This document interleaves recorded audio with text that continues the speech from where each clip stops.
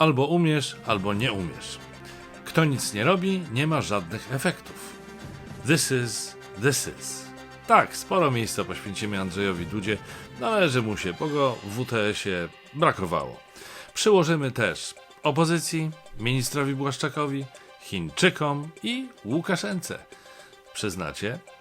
Niezły zestawik. Niedziela 30 maja, Maciej Orłoś, zapraszam na subiektywny przegląd wydarzeń w telegraficznym skrócie, w skrócie WTS. Dzisiejsze wydanie zaczynamy od ostatniego występu, bo chyba tak to najlepiej nazwać, prezydenta Andrzeja Dudy, który udzielił wywiadu serwisowi w Polsce.pl. Prezydent wydawał się bardzo wyluzowany i poruszył kilka ciekawych kwestii. Nasza głowa państwa z pomocą niezwykle dociekliwego Marcina Wikło trafnie oceniła, że jest niezmiernie pracowita. To znaczy nie sama głowa, tylko cały prezydent, którego głowa powiedziała tak: kto nic nie robi, nie ma żadnych efektów. To, że prezydent jest niezwykle pracowity, to akurat można łatwo sprawdzić. Z analizy przeprowadzonej przez serwis demagog.pl wynika, że wśród prezydentów Polski po 1989 roku najwięcej projektów ustaw złożył Lech Kaczyński, bo aż 44. Na drugim miejscu znalazł się Lech Wałęsa, który złożył 33 projekty ustaw, a Andrzej Duda na wysokim trzecim miejscu z 30 zgłoszonymi projektami. Wynik może nie powala, ale też wstydu nie ma. No, chyba że ktoś z czysto złej woli powielałby lewackie kłamstwa o tym, że większość z tych 30 projektów tak naprawdę pisał rząd, a prezydent wiele do powiedzenia nie miał. Kto by jednak słuchał tych parszywych złośliwców z Wybiórczej czy innych periodyków z obcym kapitałem. Odnośnie do lewactwa, to prezydent Duda jasno ocenił swoje podejście do wszystkich obywateli Rzeczpospolitej. Dla mnie Polska jest jedna. Nie ma miejsc gorszych czy lepszych. Przecież kiedyś w Rzeczpospolitej było wiele wyznań, wiele kultur i rozkwitała. I dzisiaj jesteśmy absolutnie jednym społeczeństwem. Jednym społeczeństwem. Specjalnie dla Was, widzów WTS, niedowiarków, wyszukałem kilka niezbitych dowodów na łączenie i wspieranie wspólnoty wszystkich obywateli naszego kraju. Na przykład 20 września 2018 roku prezydent oznajmił na Twitterze: szyderstwa i napad lewackich mediów oraz niektórych polityków i komentatorów pokazują sukces wizyty w Waszyngtonie. Gdyby tak nie było, to by ją przemilczeli. Dziękuję za te wyrazy uznania.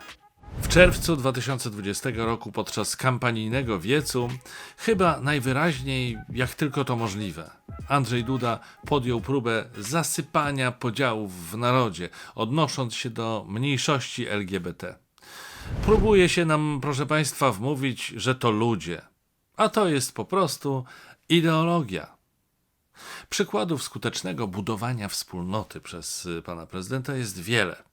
To jednak nie szacunek do ludzi o odmiennych poglądach czy orientacji seksualnej jest największą cnotą naszej głowy państwa. To przede wszystkim odwaga i silna psychika Andrzeja Dudy tworzy z niego prawdziwego męża stanu. Zresztą posłuchajmy. Jak masz być prezydentem, musisz być twardy. Nie możesz sobie pozwolić na to, że cię rozbije jakaś sytuacja, zwłaszcza taka, która cię dotyczy osobiście. No nie, tu są naprawdę poważne sprawy. Tu nie ma żartów. Tu może przyjdzie dzień, że trzeba będzie podjąć takie decyzje, że człowiek sobie nawet nie wyobraża, że musiałby takie decyzje podjąć. Dotyczące choćby bezpieczeństwa Rzeczypospolitej, tak? To ja już wiem, że się nie nadaję i nigdy nie będę prezydentem. Nie jestem twardzielem, jestem pieprzonym miękiszonem. No i bla bla. A z naszego prezydenta twardziel podpisuje wszystko tak zdecydowanie, jak na twardziela przystało. Czuwa jednak nad nim także opatrzność, a jak wszyscy doskonale wiemy z lekcji religii, koronawirus nie atakuje chodzących do kościoła. Andrzej Duda z wielką ekscytacją stwierdził, że podczas prowadzenia ostatniej kampanii wyborczej był bardzo blisko ludzi. Ściskał tysiące rąk. Na jego spotkaniach widać było tłumy. COVID był, ale wszyscy uczestnicy przecież objęci byli nieziemską ochroną. Ośmielę się zacytować pana prezydenta. Nigdy nie pojawił się głos, żeby w trakcie tych spotkań ktokolwiek zachorował, a przecież ściskałem tysiące rąk. Nic takiego nie miało miejsca. To rzeczywiście niesamowite. Rzeczywiście muszę przyznać, że jest to Niesamowite. Ani jedna osoba nie napisała do kancelarii prezydenta donosu, że zachorowała na COVID po wiecu. Ani jedna osoba? Nikt? Cud. Podczas rozmowy w Polsce.pl Andrzej Duda odniósł się także do swojego kontrkandydata w ostatnich wyborach prezydenckich, Rafała Trzaskowskiego. Proszę, mamy tutaj człowieka też młodego, też otwartego, potrafiącego poruszać się po świecie, potrafiącego w związku z tym rozmawiać, negocjować. Nie skończyło się jednak na licznych pochwałach w stronę oponenta, choć należy tu podkreślić niezwykłą skromność prezydenta, bo nie wspomniał o sobie, a mógł. Zapytany o krążące pogłoski o pomyśle skupienia wokół Trzaskowskiego i Komorowskiego nowej formacji politycznej, obdarzył nas pan prezydent niezwykłą myślą. To jest tak, że oczywiście wyborcy zawsze ocenią, ale nie jest dobrze, jak chcesz być prezydentem Rzeczpospolitej i 2 razy pęka ci rura. Nie wnikając dalej, kiedy, gdzie i komu pęka lub wymięka rura, przechodzimy dalej. Ale zanim przejdziemy dalej, dla relaksu, żeby na chwilę zapomnieć o politykach, proponuję kącik muzyczny. Antoś na pewno ma coś miłego dla ucha. Witam. Witam Państwa serdecznie. Dziś w dziale muzycznym kontynuuję prezentowanie Waszych utworów, którymi nadsyłacie od pewnego czasu. W tym odcinku już za chwilę będziecie mieli Państwo okazję usłyszeć, no i oczywiście zobaczyć fragment utworu pani Ewy Demarczyk w wykonaniu pani Patrycji Ziniewicz. Kocham śpiewać, ale najbardziej kocham śpiewać o ważnych rzeczach i nie boję się kontrowersji z tym związanych. Tak o piosence Kupcie Szczeniaka mówi sama pani Patrycja. Chciałbym od siebie dodać, że to naprawdę fantastyczne, kiedy komuś udaje się przez swoją twórczość mówić o ważnych rzeczach i sprawach. Fajnie. Przed Państwem Patrycja Ziniewicz i Kupcie Szczeniaka. Wszystkich żebraków wypłoszy sprzed bram. Pies wyrośnie zeń mądry i zły. Dobrym ludziom potrzebne złe psy. Dziś jeszcze jego panem z was każdy może być. Wystarczy zań zapłacić i dać mu jeść i pić. On przyjmie każde imię, czy ładne jest, czy nie. I wdzięczny wam zostanie za swoje życie psie. Suby na YouTubie, obserwowanie na Facebooku, patronowanie na Patronajcie. Zobaczcie, już prawie bez słów się rozumiemy. Nie pękamy na robocie. Dziękuję, pozdrawiam, zapraszam. Nareszcie, cudownie, od 28 maja w końcu możemy zjeść posiłek we wnętrzu restauracji. Można wrócić nie tylko do dobrego jedzenia, obiadków, ośmiorniczek i takich tam tego typu różnych rzeczy, ale w końcu znów będzie można podsłuchiwać polityków. Dowiemy się może, cóż za przyjemności obecnie robimy Amerykanom, kto teraz gdzie za miskę ryżu co robi, a może ktoś coś chlapnie o jakiejś nowej inwestycji prezesa Kaczyńskiego w centrum Warszawy. Kto wie? Od piątku mogą odbywać się także imprezy okolicznościowe w lokalu wewnątrz, ale na maksymalnie 50 osób, czyli komunia w dalszym ciągu nie będzie się opłacać. Nakłada może wystarczy, ale w sali weselnej to nie ma nawet co rezerwować. Jakbyście się jednak zdecydowali, to mnie możecie już zapraszać, bo do wskazanego limitu nie wliczają się osoby w pełni zaszczepione przeciw COVID-19. Yes. Nie tylko uprzejmie nam panujący Andrzej Duda jest cudem. Cud stał się też po stronie opozycji. Po wielu zawirowaniach, zwrotach akcji i zakulisowych rozmowach ostatecznie cała opozycja z Platformą, Lewicą, PSL i Ruchem Szymona Hołowni poparła profesora Marcina Wiącka jako wspólnego kandydata na Rzecznika Praw Obywatelskich. Prawo i Sprawiedliwość ostatecznie wystawiło kandydaturę senator Lidii Staroń. Co jednak najciekawsze, mamy do czynienia z kolejnym pęknięciem w obozie coraz mniej Zjednoczonej Prawicy. Kilku polityków Porozumienia Jarosława Gowina, w tym sam Gowin i nawet jeden poseł PiS, podpisali się na liście poparcia dla opozycyjnego kandydata. Sam przewodniczący Gowin tłumaczył swój podpis chęcią wyboru kandydata ponad podziałami. To jest bardzo szczytne i chwalebne posunięcie, jednak prezes Kaczyński może nie wzbić się aż tak wysoko. która z wzniesionych ponad legendarne podziały kandydatur przetrwa i bezpiecznie wyląduje w fotelu nowego Rzecznika Praw Obywatelskich, zobaczymy w najbliższych głosowaniach, o ile po tym wznoszeniu parlamentarzyści wreszcie zejdą na ziemię i się dogadają. Jeśli chodzi o cuda w szeregach opozycji, to mamy jeszcze jeden. Udało jej się przegrać kluczowe głosowanie w Senacie, w którym ma przecież większość. W czwartek głosowano w sprawie ustawy ratyfikującej Unijny Fundusz Odbudowy. Marszałek Grodzki zapowiadał, jakie poprawki się tam znajdą, jaka to fajna preambuła jest przygotowana, jak to zredagowane i na papierze, jakim aksamitnym. I co? I skończyło się na przyjęciu ustawy bez zmian, ani poprawek, ani preambuły. Preambuła miała zobowiązywać władzę do wydatkowania środków z Funduszu Odbudowy w zgodzie z zasadami sprawiedliwości, transparentności i praworządności. 2 senatorów opozycji się jednak rąbnęło i tak senator Aleksander Pociej z Koalicji Obywatelskiej głosował przeciw, bo pomylił guziczki, biorąc w tym samym czasie udział w głosowaniach Rady Europy, a senator Leszek Czarnobaj nie wziął udziału w głosowaniu, bo mu się tablet zepsuł. Wynik jest taki, że ustawę ratyfikacyjną przyjęto bez żadnych zmian i dokładnie w takiej formie, w jakiej wpłynęła z Sejmu. Teraz trafi spokojnie do twardego Andrzeja Dudy, który jej nie podpisze. Ha! To byłby dopiero numer.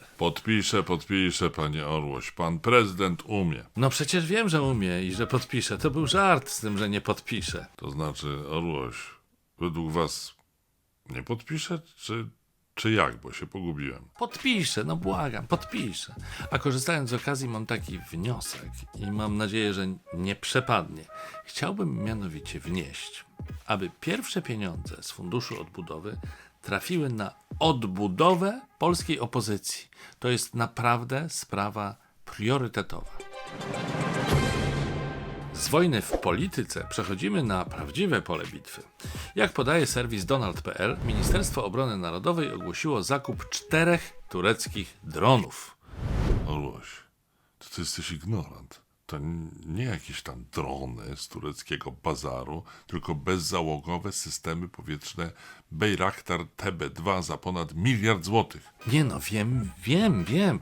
Poważna transakcja i minister Mariusz Błaszczak bardzo poważnie oświadczył, że resort prowadzi ze stroną turecką poważne rozmowy o dalszym poszerzaniu poważnej współpracy wojskowej. Czyli po co tu przetarg, skoro to nie jakieś miliardy, a tylko 1 miliard. Miliardzik. I jak się tak dobrze ministrowi rozmawia, to po co mu w ogóle przerywać? Eksperci są co do zakupów ministerstwa dość sceptyczni. Cytowany przez portal były dowódca sił powietrznych generał Tomasz Drewnik zaznaczył, że przecież niebawem Amerykanie dostarczą nam systemy wyrzutni rakiet Patriot, które mają stać się kluczową częścią naszego systemu obrony powietrznej. Generał wątpi, czy Amerykanie pozwolą nam podłączyć ich drogie cacka do tureckiego sprzętu wojskowego.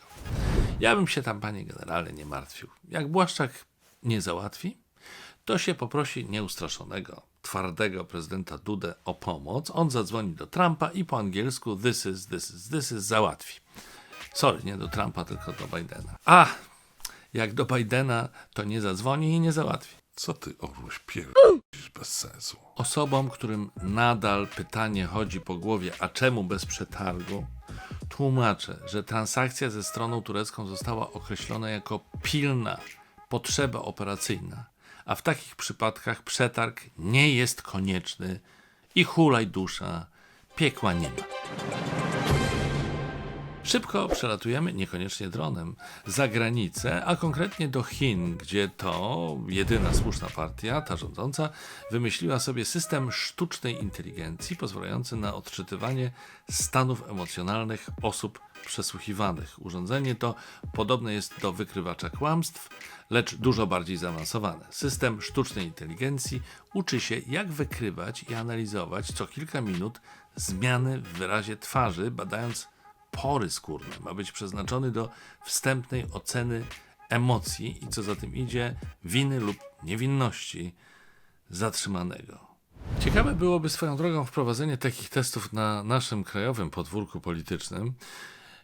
Chociaż nie wiem, czy ta sztuczna inteligencja nie miałaby problemu, gdyby okazało się nagle, że wszyscy badani są podejrzani. A przy prezesie Obajtku albo ministrze Sasinie to już system by się na pewno zawiesił.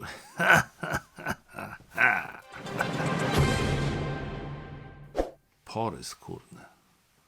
O, mamma mia.